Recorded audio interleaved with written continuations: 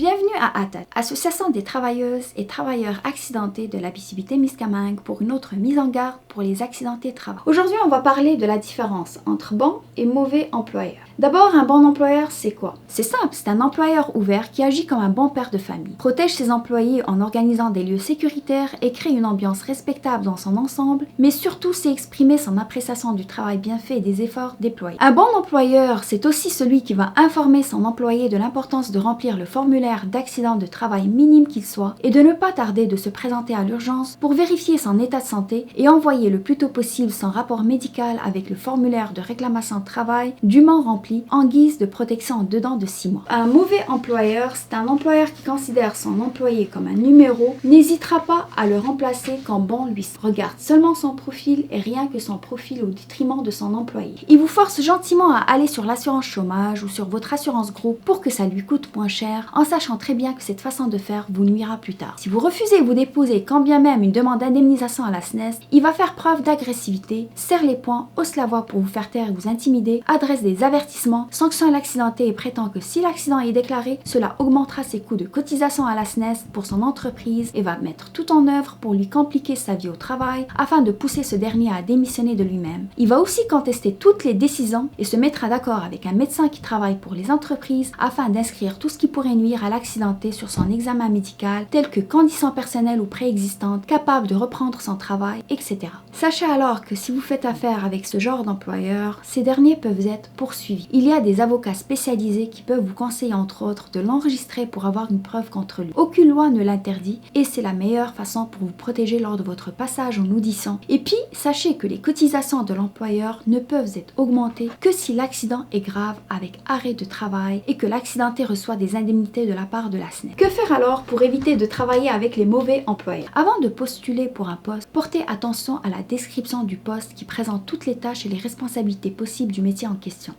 De deux choses l'une, soit les tâches ne sont pas réalistes, soit l'entreprise ne sait pas vraiment ce qu'elle cherche. Dans les deux cas, ce n'est pas bon signe. Si ce scénario se présente à vous, ne vous arrêtez pas à un affichage de poste qui n'est pas parfait. Faites plutôt vos propres recherches sur l'entreprise elle-même. Présentez-vous sur place pour interroger les personnes qui travaillent actuellement dans l'entreprise ou qui ont travaillé récemment pour se faire une idée sur la réputation de l'entreprise ou de l'employeur lui-même. Demandez-leur s'il lui arrive de manquer de respect. Et lorsqu'un de ses employés est victime d'un accident, comment il réagit face à cette nouvelle. Tous ces signes devront vous alerter. Si vous avez des questions en lien avec cette vidéo, n'hésitez pas à nous contacter au 819-797-5004 et nous vous référerons à des experts qui pourront analyser votre cas et vous accompagneront pour faire valoir vos droits.